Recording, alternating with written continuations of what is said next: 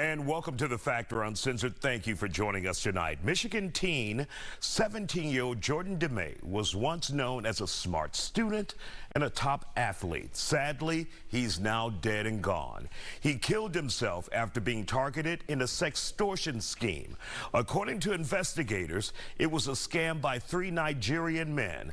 They hacked a female's Instagram account and talked Jordan into sending them nude photos of himself. The suspects threatened to expose the 17-year-old to his family, friends, classmates, unless he sent them money.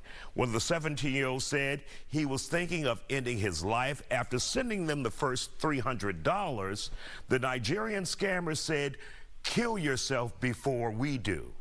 Damn. Why cover this? To help you protect your children out there. Dr. Bob Sanborn of Children at Risk talks about it tonight here on The Factor. It's a very sad story, Isaiah, and I think there are a lot of lessons here, but what a horrible lesson for anyone to have to learn, for these parents. And what this young man went through is a horrible thing. I think it goes back to, we live in a different world, right, than people that our parents lived in, that was a couple of years ago. And this idea of catfishing or sort of tricking people to do things like what happened with Jordan, I think we see this all the time. But I think there are a couple lessons. One is this idea of kids sharing nude photos. On one hand, it seems like this should be super obvious, like don't share your photo with anyone, even your best friends. But this is a world where kids are doing this. This is sort of part of what kids are doing in terms of exploring themselves sexually, exploring their sexuality. It's happening. And so I think it comes back to this idea of communication between the parent and the child. And parents need to start much earlier than as teenagers in terms of communicating, letting kids understand they could talk to you about anything. If Jordan had felt comfortable enough to talk to his parents, he still would have been super embarrassed, but hopefully it wouldn't have gone as far as it went. And I think, and I'm sure his parents have done everything, but I think it should be something that parents should understand. The constant communication is going to be a real important thing here. And what we have with social media, so many people, not just in your community, not just in this country, but the world, they have access to your child. They can simply hack an account, pretend to be a young girl their age, and get those nude photos and do whatever with it.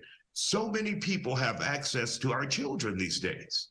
Yeah, I think that's one of the key issues here, is that you can pretend to be anyone online.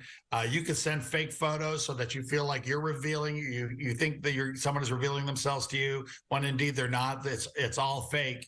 And kids are susceptible to this stuff, right? Kids want attention. If someone's paying attention to them, they're going to want to sort of figure out, how do I become friends with this person? If it's a good-looking girl that they're sending photos to, they're excited about it.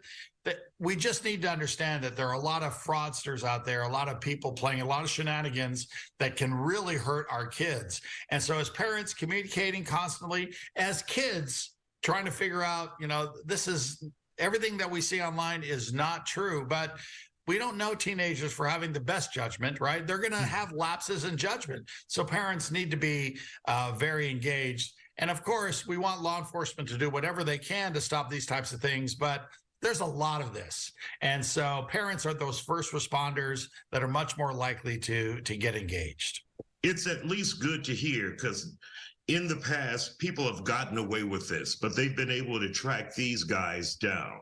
And just the cold, cruel, callous nature of their scheme, and they do not care. They do not care that this is a 17-year-old teenager, just starting his life, and it could be her life or whomever, but they just want that money at all. That's all they care about. Yeah, for them, it's all about the money, right? And they don't know, they live in a world where they're lying to everyone. They don't know what people are saying back to them isn't a lie. They don't know that people are revealing themselves and saying, hey, I'm going to kill myself. This is real. To them, everything's a lie. It's all about the money. And so whether it's parents or whether it's teenagers or young adults that are hearing this, you just need to understand there's just a callousness here.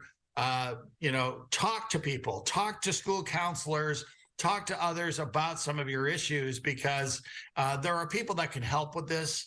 And Jordan was at a loss, and he didn't have anyone. He was completely embarrassed. And we all remember those years in teenage years when we would be embarrassed and it's like, no one can help me. And kids need to understand there are people there to help, and parents need to make sure that they've created an environment that allows for that. And what would be your best piece of advice, a first step for parents who haven't been monitoring their children, who if they haven't had conversations where they can just talk to their children, what would be your best advice to help them in a situation like this before it gets to this?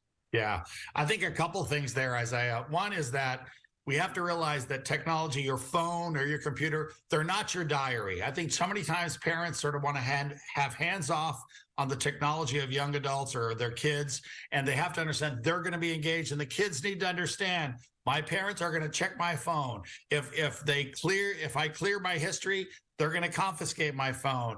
You know, kids want guardrails. Parents need to provide them, and one of them is to say, I am going to be engaged in your technology. I'm going to be very involved.